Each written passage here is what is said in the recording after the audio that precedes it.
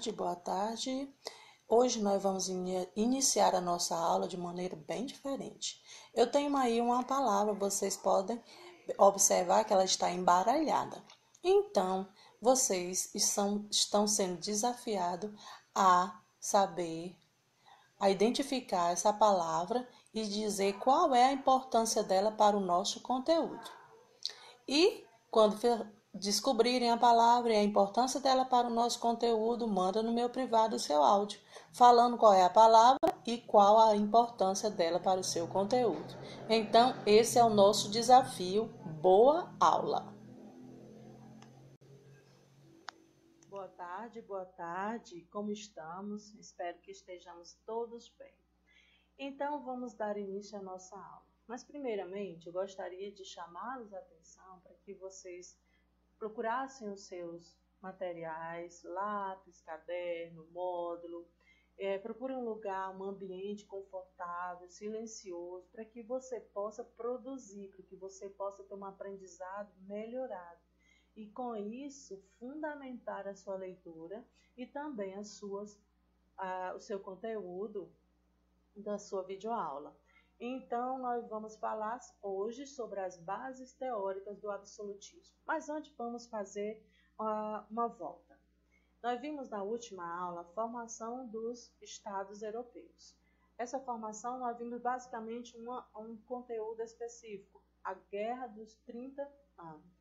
Vimos que foi uma guerra entre católicos e protestantes, mas que essa guerra ela serviu de pano de fundo para esconder de verdade a base dessa guerra, que eram interesses políticos das famílias reais.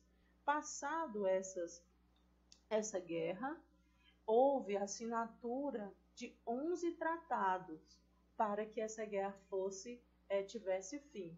Com essa assinatura desse tratado, pôs fim à Guerra dos 30 anos e houve uma nova redefinição, por exemplo, a razão de ser Estado. Houve a prática livre da religião por parte das pessoas, territórios foram delimitados e organizados no sentido de que ficasse nomeado, aqui é o Estado tal, para que cada um tivesse a sua autorização sobre aquele território, independentemente da religião. Então, hoje nós vamos iniciar, com base ainda no nosso primeiro aprendizado, um conteúdo que tem tudo a ver com a aula passada. Que, como falei, nós vamos estudar sobre as bases do absolutismo. Absolutismo. O que é absolutismo? É a forma de governo em que apenas uma pessoa, um rei ou uma rainha, tem o poder para comandar. E aí você lembra que lá na nossa outra aula nós vimos o quanto que as famílias reais tinham interesse de fazer a delimitação daquele espaço, daquele território, justamente para que elas pudessem governar independentemente da religião. E olha só, surge aí o absolutismo, que é justamente esse governo, essa forma de governo, onde uma pessoa, ou um rei, ou uma rainha, tem o poder absoluto para governar. O processo de centralização e fortalecimento do poder real atingiu seu ponto culminante com o absolutismo, um regime político forte, pessoal, em que o rei tem um poder absoluto, não tem nenhuma instituição acima do rei, e faz com que isso deu o direito a eles fazer o seu governo pautado na pessoa do rei.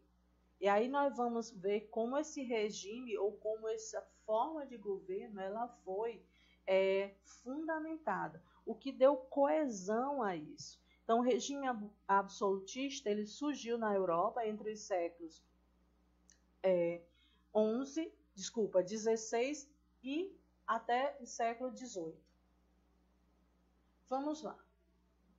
Pensadores da época. Nicolau Maquiavel.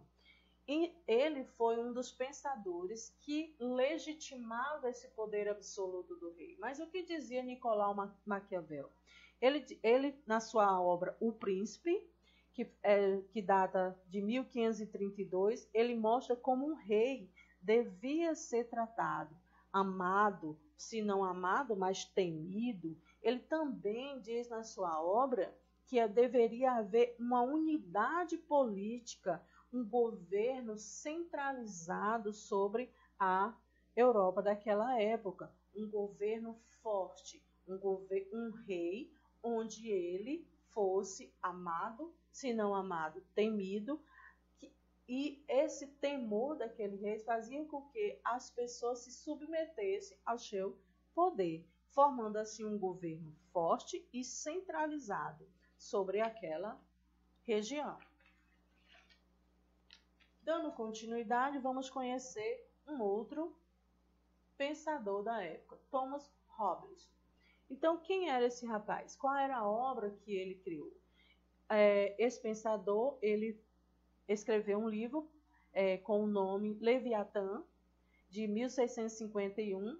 Em sua obra, ele considerava os seres humanos egoístas, com tendência a guerrear uns com os outros. É importante saber que tanto Thomas como Nicolau Maquiavel, eles também achavam que o ser humano, que o ser humano ele é egoísta e que ele busca os seus interesses e vai em busca desses interesses, nem que para isso eles precisam guerrear entre si.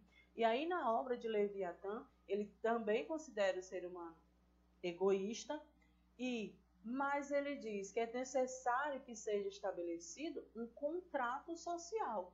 O que diz esse contrato social? Diz que as pessoas precisam estar sob um comando de um rei e esse rei possa julgar as causas, caso necessário, punindo aqueles que também seja necessário de punição. E é importante, gente, conhecer que todo aquele pensamento da época, essas obras, elas falam de um momento, de uma formação de mentalidade, de fazer com que as pessoas assimilassem aquele poder daquele rei e não fosse buscar os seus direitos. Tanto, ele diz que o ser humano é egoísta e que o seu egoísmo, para manter ele, se for necessário guerrear, ele vai guerrear. Mas quem vai pôr ordem nisso? Mas quem vai organizar essa luta ou essa guerra? Está lá, o rei. O rei é que tem o poder de organizar, de colocar limites e de punir quando necessário. Essa é um pensamento da época que foi traduzido na obra de Leviatã de Thomas Hobbes. Mercantilismo. Olha só, gente, como isso é extremamente cabível naquele momento. Nós tínhamos um regime de governo, um regime forte, um regime que pelo próprio nome diz absolutismo.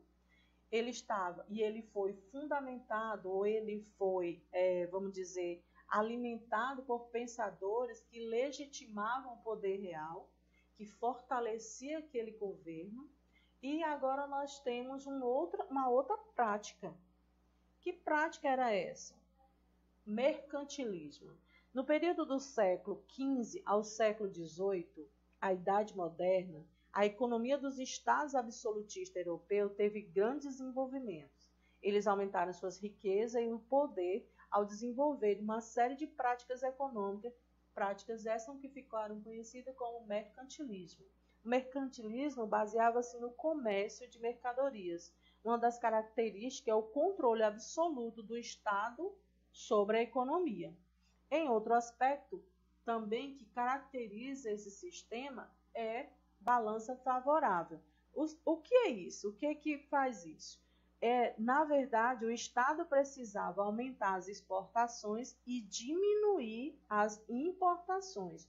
Ou seja, para diminuí-los, os Estados impunham regras protecionistas, decretando impostos altos para os produtos estrangeiros, tornando-os caros e desestimulando sua compra.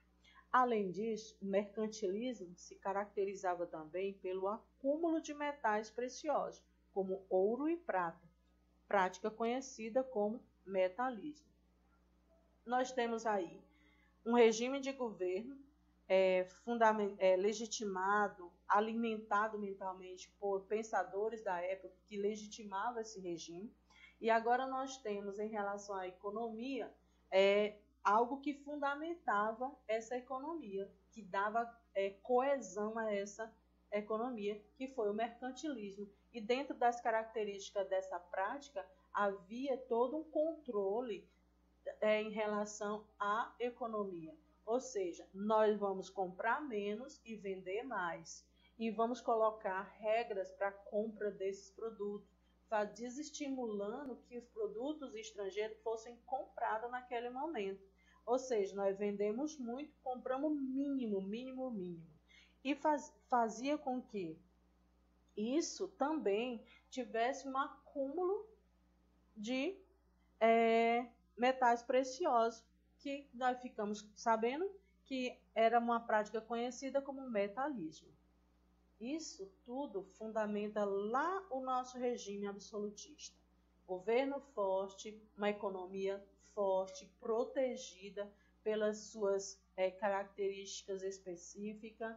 E agora nós vamos conhecer como essa economia, como esse mercantilismo, ele acontecia. Expansão marítima. Ora, fecha aí o círculo desse governo ou dessa forma de governo. O que foram as expansões marítimas ou a expansão marítima? O sistema mercantilista estimulou a busca por novas mercadorias e novos territórios para explorar comercialmente. Ou seja, a expansão marítima foi uma série de viagens em busca de novas mercadorias e também de novos territórios para explorar comercialmente. Ou seja, alguns países, os mais fortes, por assim dizer, eles se organizaram, mercadores e reis se organizaram em prol e em busca de nova mercadoria e de território onde eles pudessem vender a sua mercadoria. Dando continuidade, quais foram esses países? Quais foram essas economias que se organizaram através dos seus mercadores e reis? Então vamos lá: Portugal, Espanha, França e Inglaterra. Eles se lançaram ao mar para descobrir novas fontes de riqueza.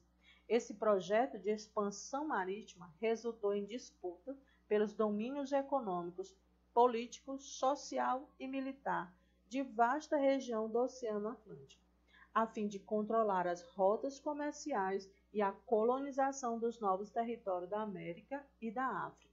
É importante compreender como a expansão marítima ela legitima o mercantilismo e o metalismo. Como todas essas fases, elas vão dar uma coesão ao sistema de governo daquela época, que era o absolutismo, que foi o absolutismo. É importante entender que todas essas características, elas vão favorecer o fortalecimento do absolutismo. Resumindo, essa foi a nossa aula de história de hoje, que vimos quais foram as bases teóricas, olha só, as bases teóricas do absolutismo. Quais foram os pensadores da época que fundamentaram esse regime de governo, essa forma de governo. E o que diz esse sistema de governo? Diz que eu devo, primeiramente, fundamentar o governo, fundamentar as ideias das famílias reais, para que eu possa legitimar o meu poder, o meu governo. Vimos também sobre o mercantilismo, que foi uma prática onde as riquezas naquele momento estavam crescendo, momento esse da Idade Moderna, e onde ficou baseado no comércio de mercadorias, caracterizado pelo controle absoluto do Estado sobre a economia, caracterizado também por uma balança favorável, caracterizado também pela prática do metalismo. Tudo isso caracterizou o mercantilismo exercido naquela época. E vimos por último também sobre a expansão marítima, que foi uma série de viagens onde países como Portugal, Espanha, França e Inglaterra se uniram em prol dessa expansão marítima, em busca de novos territórios para explorar comercialmente e em busca também de vender as suas mercadorias. Então, essa foi a nossa aula de História. Eu espero que vocês tenham fundamentado com a leitura antecipada de vocês, que possam fazer as atividades com êxito e com alegria. E até a próxima, turma!